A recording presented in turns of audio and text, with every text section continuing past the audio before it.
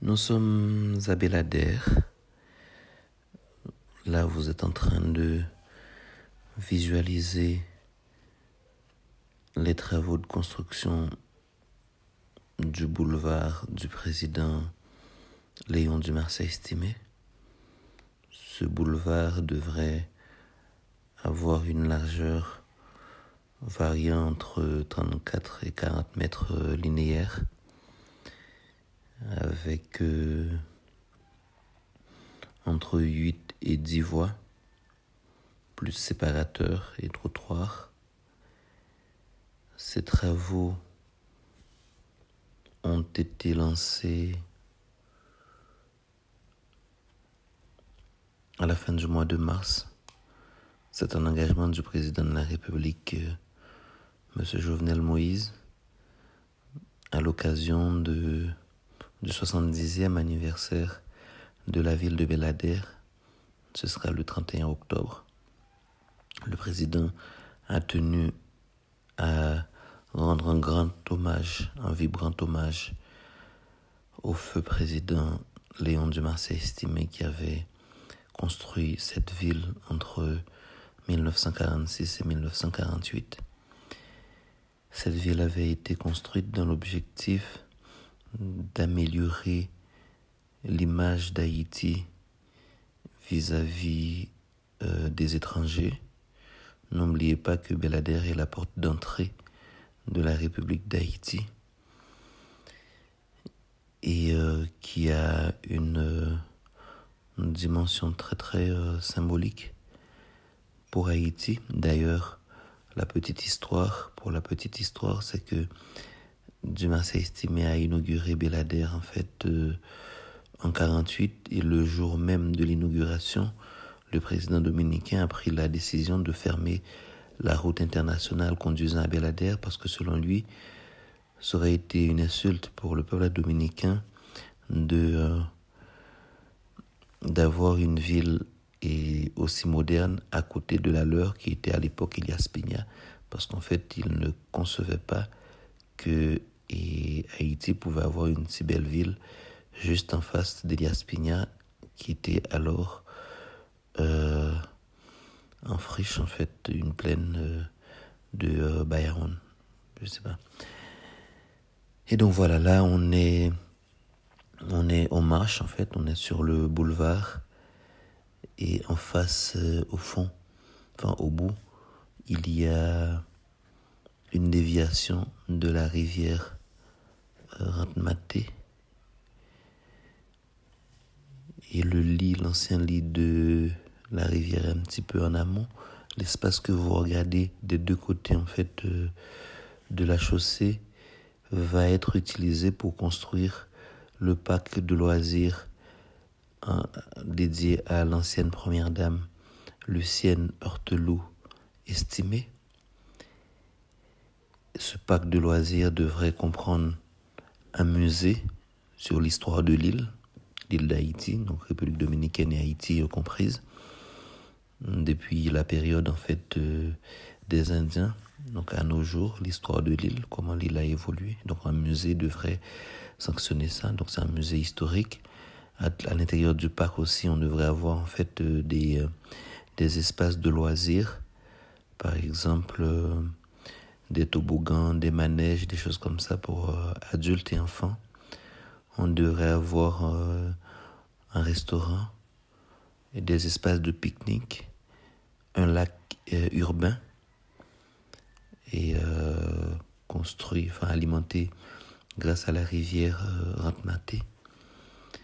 Donc le parc de loisirs devrait avoir une forte attractivité touristique et donc permettre à la mairie en fait de développer la capacité touristique de la commune, et surtout d'offrir une alternative en fait à la jeunesse de Belader et à la jeunesse du pays, du département. Donc les gens peuvent venir et s'amuser et s'instruire. C'est l'objectif du parc dans toutes ces zones-là. En fait, donc le boulevard traversera le parc de loisirs Lucienne Heurteloup-Estimé, en amont en fait du lac qui sera érigé à l'intérieur du du parc, il y aura un second, là où vous voyez les montagnes à côté, il y aura un second lac alimenté à partir du premier. Le second lac servira à irriguer en fait les terres qui sont en amont de part et d'autre de cette chaîne de montagnes que vous regardez.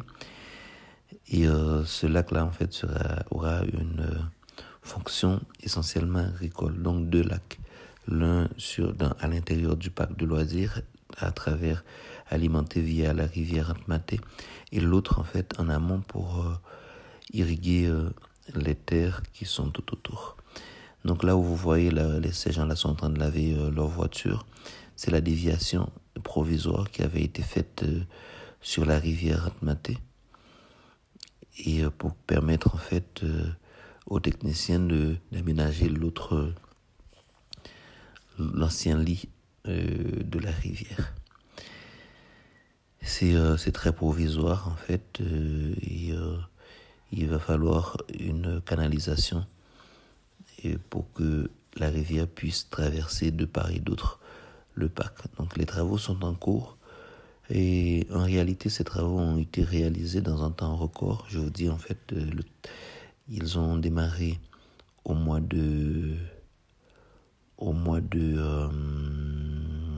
à la fin du mois de mars. Donc aujourd'hui on est début juin, et ces travaux-là s'effectuent en régie,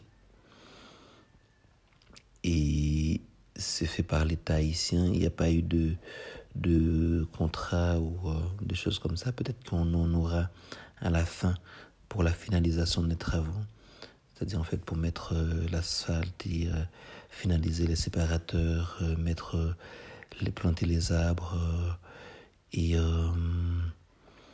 les lampes, etc. Mais pour l'instant, ce sont les techniciens des travaux publics en fait qui œuvrent.